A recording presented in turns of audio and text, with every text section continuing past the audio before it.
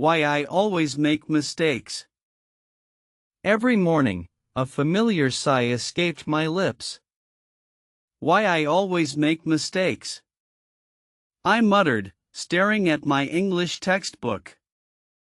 It felt like an endless loop, a linguistic maze where every turn led to another grammatical error or mispronounced word.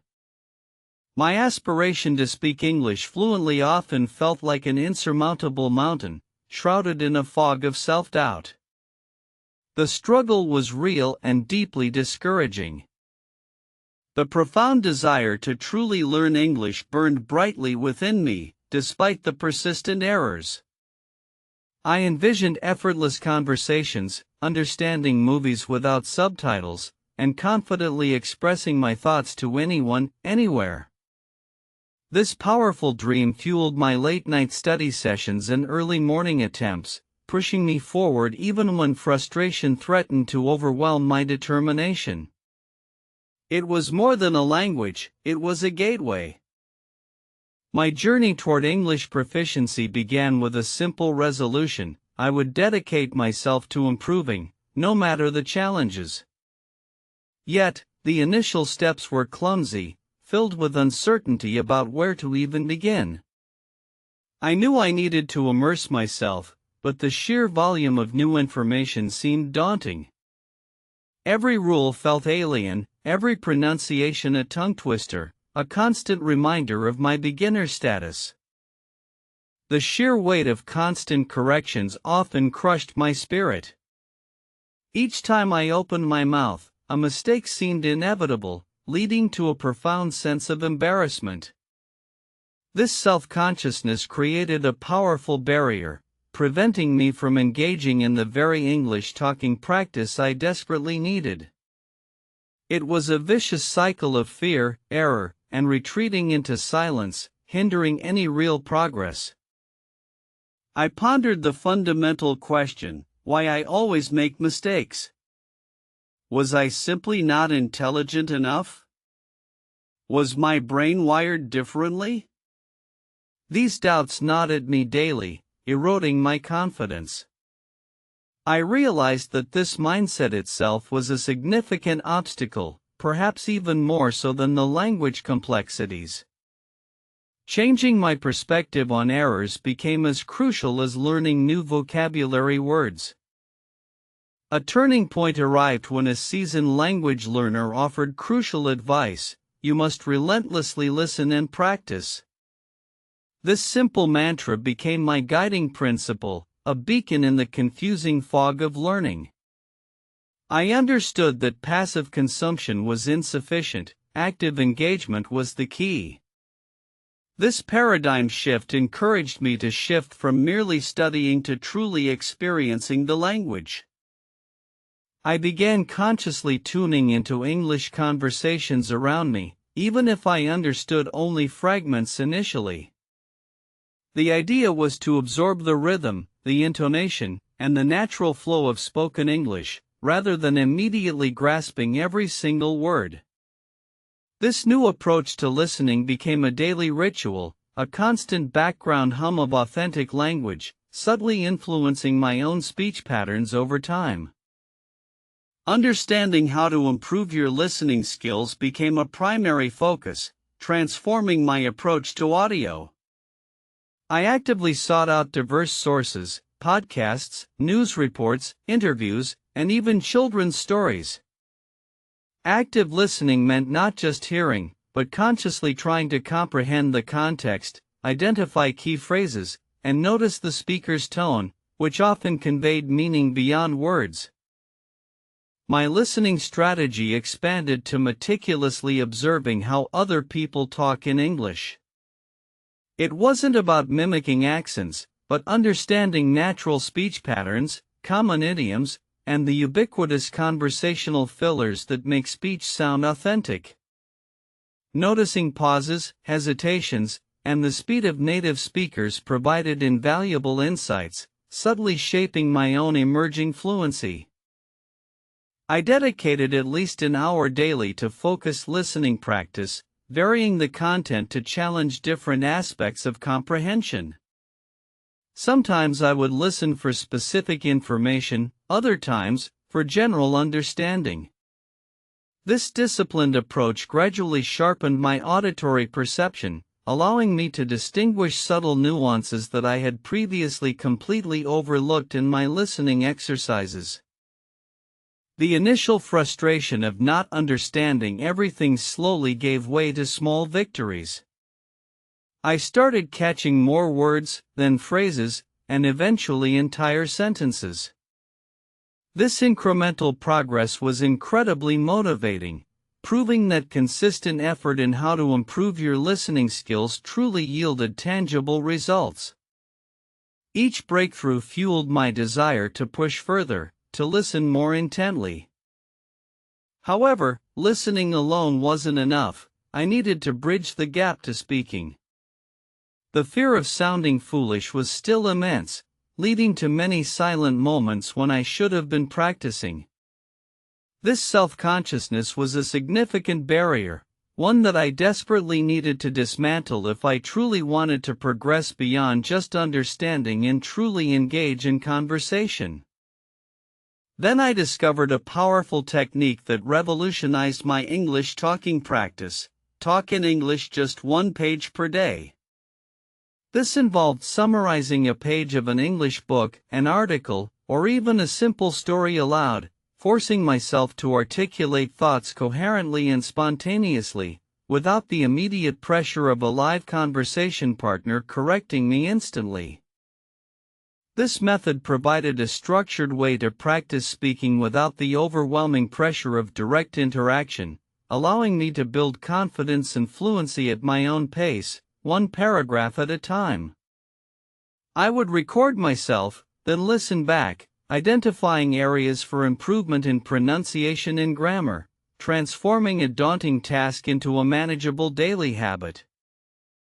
My daily struggle often felt overwhelming, a constant battle against linguistic hurdles and the relentless inner critic.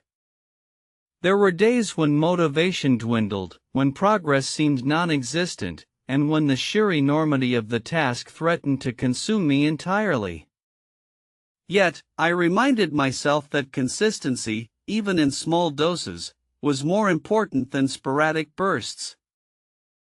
English story reading became a cherished and indispensable part of my daily routine. Starting with simple tales designed for learners, I gradually moved to more complex narratives and authentic English literature. Reading not only expanded my vocabulary and context but also exposed me to different sentence structures and writing styles, improving my overall comprehension and fluency.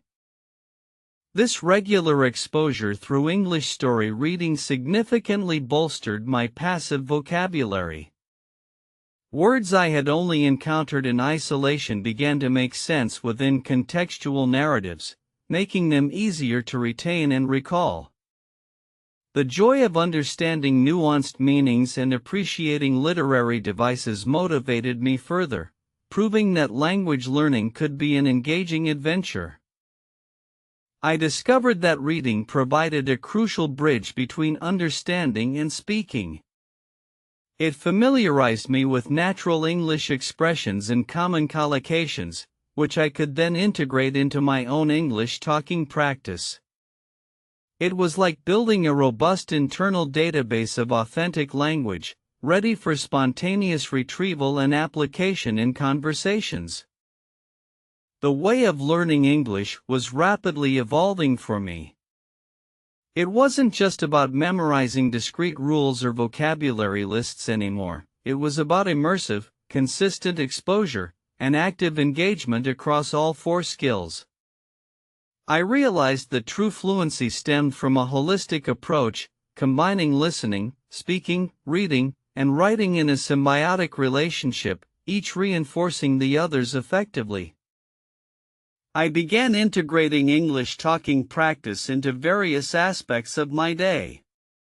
Even simple tasks like ordering coffee, asking for directions, or just narrating my actions aloud became opportunities to speak, albeit nervously at first. The more I pushed myself to utter words, even imperfect ones, the more comfortable I became with the sound of my own voice speaking English, building fluency. Self-correction became a vital tool in my way of learning English. Instead of dwelling on why I always make mistakes, I started viewing errors as diagnostic clues. Every misstep provided valuable information about specific areas needing improvement, transforming frustration into actionable insights. This mental shift was pivotal, changing my entire relationship with the learning process. I learned to celebrate small victories. A correctly formed sentence, understanding a complex idiom, or even just completing a practice session without giving up, each was a triumph.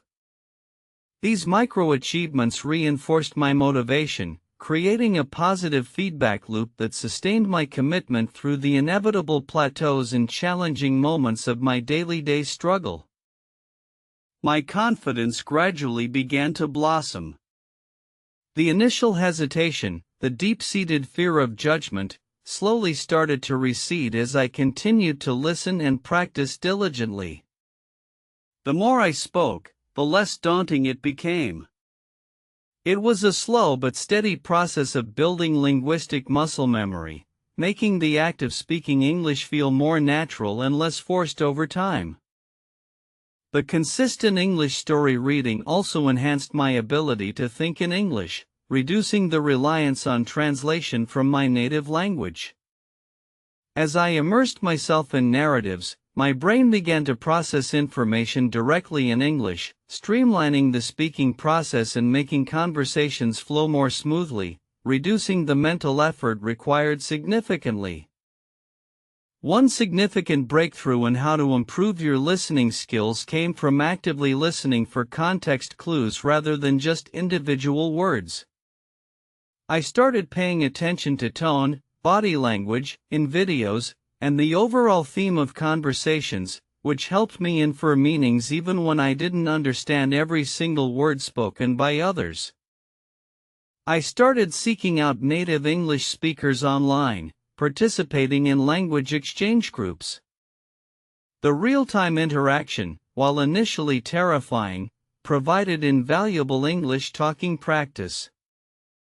It forced me to think on my feet, adapt to different accents, and navigate authentic conversational dynamics, pushing me far beyond the confines of textbook exercises and simulated dialogues. The pressure of these live conversations initially amplified my fears about why I always make mistakes. However, I quickly realized that native speakers were generally patient and understanding, often correcting me gently or simply rephrasing their sentences. This acceptance fostered an environment where I felt safer taking risks, which accelerated my learning pace considerably. My daily struggle transformed from a battle against myself into a disciplined routine. I allocated specific times for each activity, listening during my commute, reading before bed, and dedicated talk in English just 1 page per day sessions. Structure brought clarity and consistency, which were paramount to sustained progress in language acquisition over the long term. The way of learning English for me became highly personalized.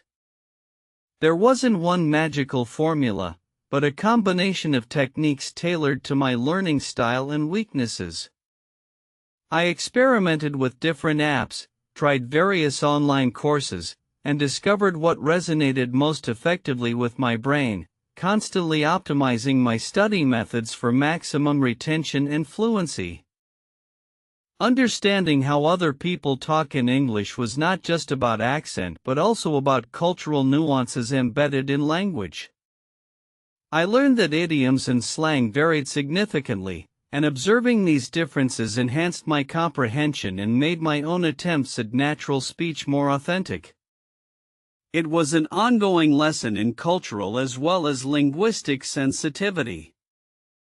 The more I engaged in English talking practice, the more I understood the subtle differences in formality and tone.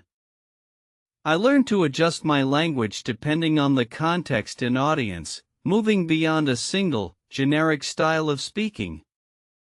This adaptability was a significant step towards true fluency and confident communication in diverse real-world situations and conversations. Reading diverse materials for English story reading also introduced me to different registers of English. From formal academic articles to informal blog posts, each offered unique vocabulary and grammatical structures. This exposure broadened my linguistic repertoire, preparing me for a wider range of communication scenarios, both written and spoken, expanding my overall competency. I began to actively listen for common mistakes that I frequently made, then sought out grammar explanations and practiced specific drills to correct them. This targeted approach to why I always make mistakes proved far more effective than just general studying, allowing me to systematically eliminate recurring errors and strengthen my foundational understanding of English. My English talking practice sessions, initially halting and self-conscious, gradually became smoother and more spontaneous. I noticed myself thinking less about individual words and more about conveying entire ideas, a clear sign of growing fluency. The pauses between thoughts shortened, and the sentences flowed more naturally, reducing the mental effort involved significantly. The commitment to talk in English just 1 page per day transformed my speaking ability faster than any other method. The act of summarizing aloud forced me to retrieve vocabulary and construct sentences under gentle pressure, simulating real conversation without the immediate judgment. It was a safe space for experimentation and immediate self-correction, fostering growth. Listening to podcasts where how other people talk in English authentically, without scripts, was particularly enlightening. It showed me how native speakers naturally hesitate, use filler words, and self-correct, which demystified the perfect image I had of fluency.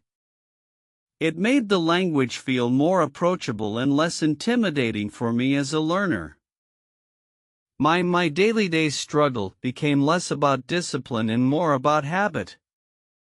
English learning became integrated into my life, as natural as brushing my teeth.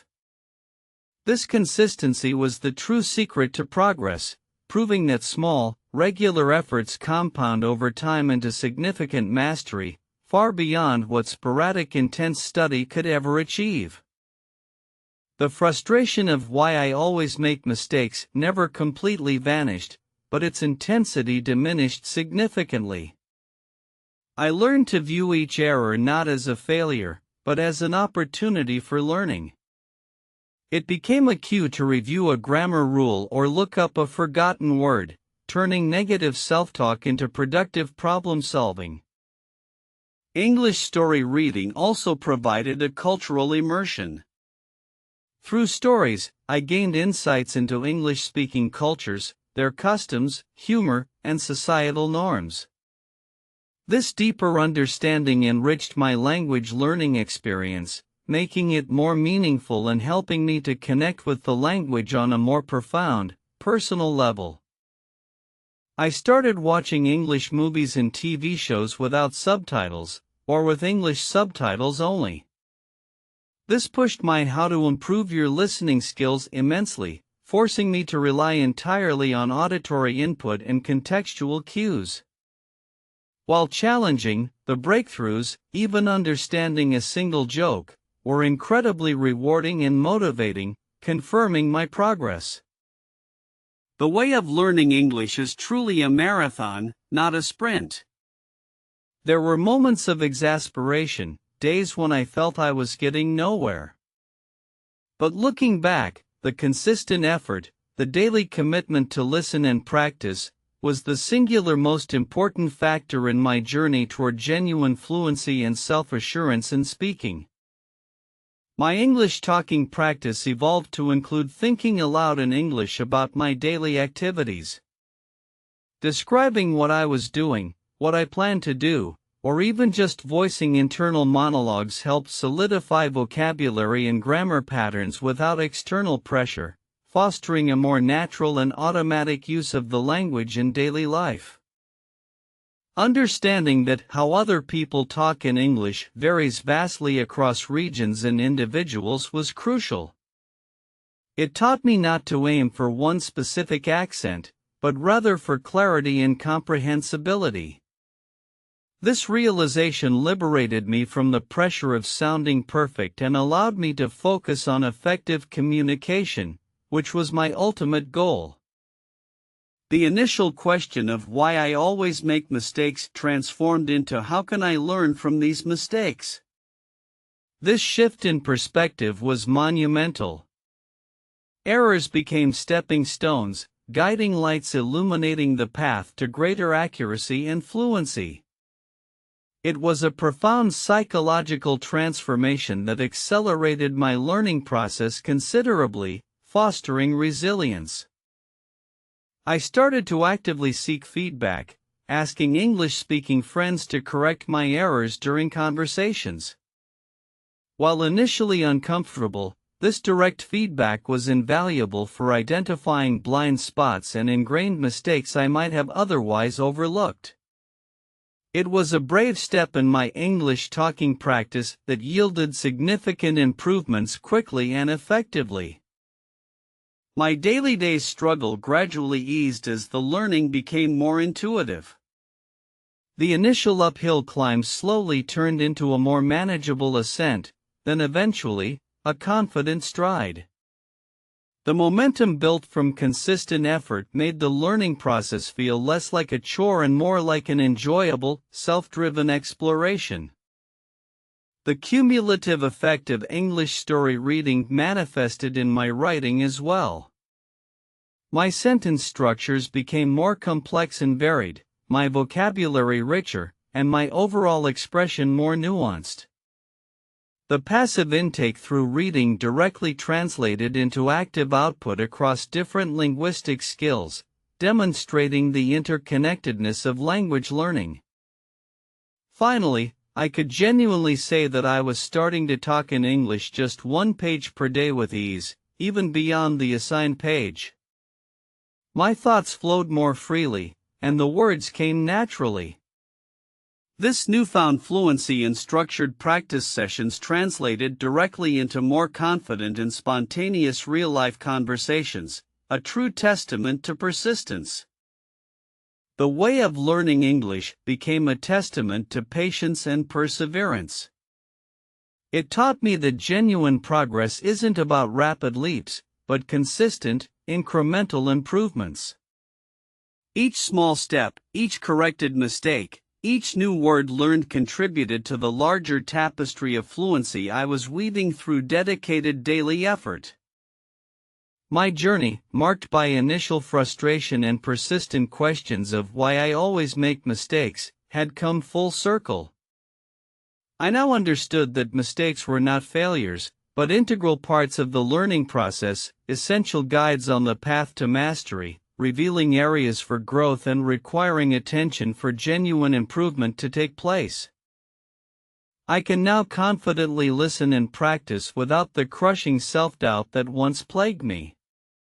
My ability to how to improve your listening skills has grown exponentially, allowing me to understand a wider range of accents and contexts with remarkable ease, making communication in English a joy rather than a constant, stressful challenge. Observing how other people talk in English is no longer an intimidating exercise but an enjoyable way to deepen my understanding of cultural nuances and expand my conversational repertoire. I can now participate in discussions, understanding jokes and subtle references, feeling truly connected to native speakers through the shared language.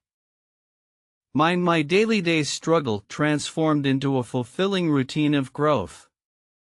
Each day presents new opportunities for English talking practice, whether it's discussing current events or simply describing my day. The process is no longer a burden but an exciting exploration of linguistic possibilities, a continuous journey of self-improvement.